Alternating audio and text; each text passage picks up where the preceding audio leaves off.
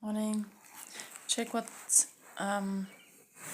Ray's comfort answer is to people that say, "Who made God?"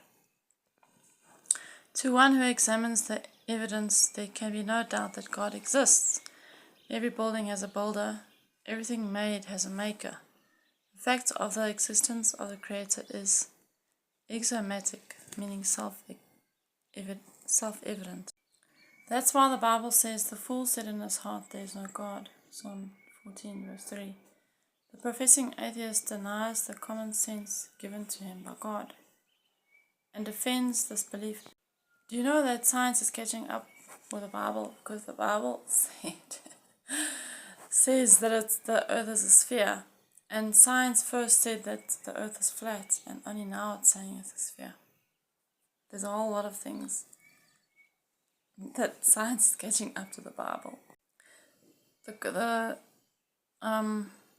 professing atheist denies the common sense given to him by God and defends his belief by thinking that the question, "Who made God?" cannot be answered.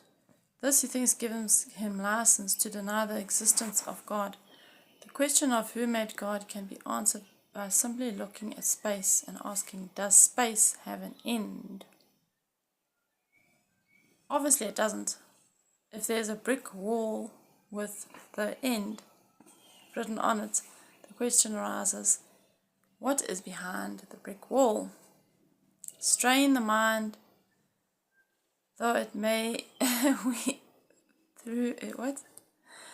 we have to believe, have faith that space has no beginning and no end. The same applies to God. He has no beginning and no end. He is eternal. Look at this beautiful painting. I wonder who painted it.